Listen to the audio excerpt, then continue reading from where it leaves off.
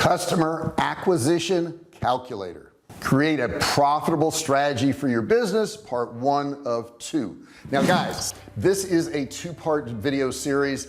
You really should go watch part 2. I'll have a link in the description below so you can go over and do that. But we're going to talk about getting customers. If you want to get more customers, whether you're selling digital products, physical products, services, it doesn't matter. You're going to want to watch this video to the very end. I also have a course, a $97 course, absolutely free, and I'll tell you how to get that too.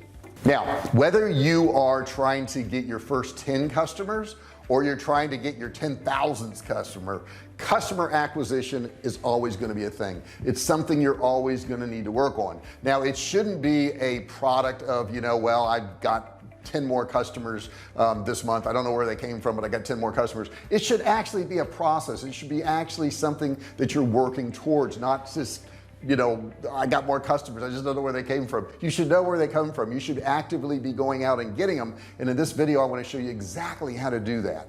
Okay, I want to put a graphic up on the screen so you can kind of see where they come from first off. Okay, so the first part, your leads, you can see they come from awareness and interest. Okay, so they become aware of you through a video or through an ad, or they were surfing the internet or whatever it is, and then they develop some interest. The next stage of this is called consideration. Consideration is they're like, yeah, okay, I've heard about this company, maybe they're for me. I think I'm going to do a little bit more research on them. I think I'm going to look at some of their products. That's where they get into intent. They're actually intent on possibly doing business with you, and then they evaluate what you've got. They maybe read your descriptions, they look at your products, they look at your reviews, and they evaluate it, and then it comes right down to the actual purchase of the product, and they become customers. So you can see their leads, prospects, and then customers. Now, as we're acquiring customers, especially for running ads, that's a whole lot easier to do. We have what's called a CAC, or customer acquisition cost. How much does it actually cost you to get a customer? Let's take, for example, you run ads on Instagram, and on Instagram, let's say you spend, I don't know, $500 a month on creating whatever content you're going to create, or running ads, or whatever it is, and you get 50 customers out of that. So your customer acquisition cost was $10 per customer. Okay, so 10 times 50 gives you 500, which is exactly what you spent. Now we need to look at this because we want to make sure our customer acquisition cost is going to be profitable. Let me give you an example. Let's say that you acquire a customer, and that customer's average spend, okay, you got to look at average, some are going to be higher, some are going to be lower, but let's say it's $50. Now we take that $50 and we say, well, how much of that is profit? And we say, well, 50% of that $50 normally is profit, so that leaves me $25 profit. Now if my customer acquisition cost was $10 per customer, like I just said, I spent $500 and I got 50 customers, that gave me a customer acquisition cost of $10, and my profit when they do buy is 25 bucks. I've got to subtract out that customer acquisition cost to come to a profit of $15. I hope that makes sense. Okay, so I've got a $25 profit minus the $10 customer acquisition cost. My profit is now $15 on that product.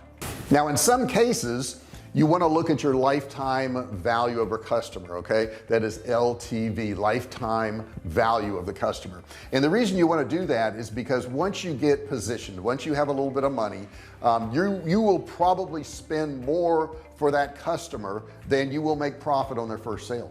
But you may realize that on down the road the average customer is going to spend X number of dollars. Like we know the average customer at our survival food company is going to spend several $100s. So if we run an ad, if we do customer acquisition and we gain a customer and we lose $50 or $100, it's not a big deal because we know they're going to spend several $100s over the lifetime of that particular customer. Now you do have to have the money to build up that audience, right? But you're going to get it back because they do repeat purchases, and that's how we look at it. Now what I'd like to do is just put some averages up on the screen. This certainly is not accurate, but it's an average for each industry, so let's check it out. We've got arts and entertainment. Customer acquisition cost is $21 on average.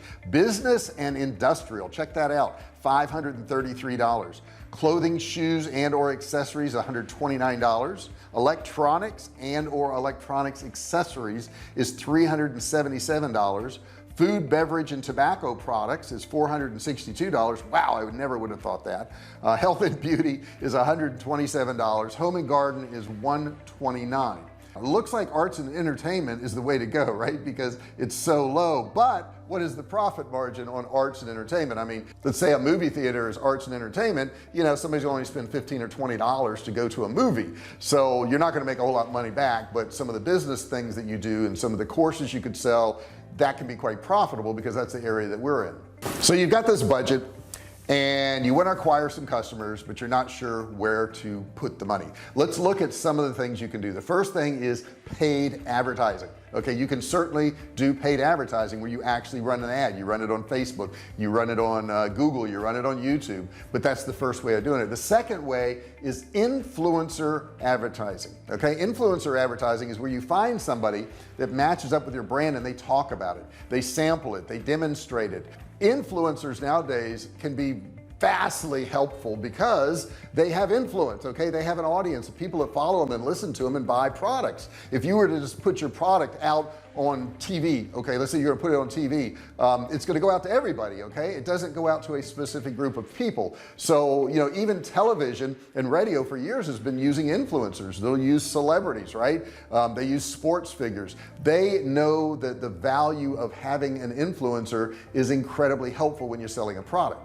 The next thing is one of my favorites, I love it, and that's email marketing. Okay, I can send out an email and I know I'm going to make money within hours when I send out an email, because I've already built my own audience. In the beginning you won't have your own audience, but that doesn't mean you shouldn't start sending out emails to whoever you have. Okay, the audience will build. You can also use referral programs. I use referral programs. I think that's a good way to get more customers in the door too. Referral programs are where you pay somebody else to bring you customers. Works great. Number 5 is traditional advertising. Traditional advertising would be newspaper, radio, television, that type of thing. That's one way to get your product out, but understand you can't target it very well on those medias, but it is a way to advertise. And if you ever check into it, late night ads on TV are very, very inexpensive. Number 6 is search engine optimization. I do spend money on this. I work on this myself. It's a hard thing to wrap your hands around because there's so much to do, but it's very, very important, because when people search online, you're basically getting free customers if you can rank your web pages. Number 7, and I kind of touched upon this when I said email marketing, but audience building. Okay, how are you going to build your audience? If I spend money out there to run ads to give people free downloads on how to protect their home and family, I know those people are concerned about protecting their family, which they may also be concerned about having survival food, which is what we sell. So you can spend money and build your audience and build up that bank of people that you have to market to once you've built that list. The next thing is content marketing. I'm actually doing content marketing right now. I'm doing free content. I'm talking to you guys. I'm sharing with you ways that you can make money, and that's content marketing, because you're going to hear me talk and you're going to say, well, that makes sense, I like that, what else does he have? I do have courses, right? I have training, I have memberships that people can buy into and learn more and more about this. Feel free to do so if you want to check out some of that stuff. There's links below, but that's content marketing. I could also write blogs, I could write articles. They don't all have to be videos. All of those things are content marketing, things that help people out where they can click and maybe buy your product, or click and learn more about your company after they've consumed that content. It works very well. Now I'd like to put another graphic on the screen, and it has to do with areas that people trust. So let's check it out right now. This particular one, there's a question asked, in general, which type of advertising channels do you trust more when you want to make a purchase? The first one up there is print ads in newspapers and magazines, and then there's TV ads, and then there's ads in catalogs. And as you can see, it really drops down. You know, ads and podcasts are way at the bottom, but keep in mind, ads and podcasts haven't even existed up until just recently. Online pop-ups don't do as well. But you can see all the different places there, and you can also see that search engine stuff is right in the middle now. It's really grown where it didn't even exist before. Now keep in mind, some of these things don't work as well as they should because there are things that prevent it now, like a lot of pop-up ads. People can block now, so they won't see those ads anymore. A lot of people are desensitized to a lot of the ads that are out there because they see so much online.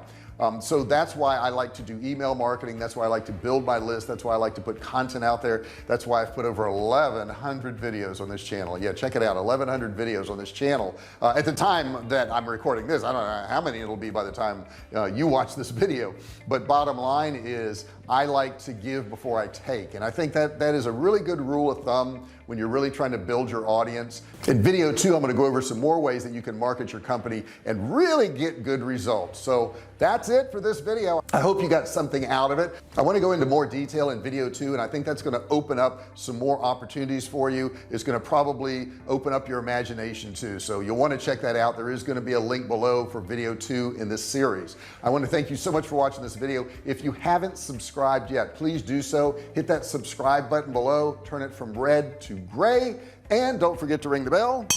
Turn on all bell notifications so you are notified each and every single time I go live. Thank you so much for watching this video. Put your comments below, put your questions below, introduce yourself, say hi, okay? Put all that below so I can get to know you a little bit better and I can help you out. Thanks so much for watching this video, and I'll see you in the next one. Hey, thanks for watching my video. Don't forget to subscribe to my channel and click that little bell right there so you can be notified every time I do a new video. Also, click on one of those videos there. Keep watching on my channel.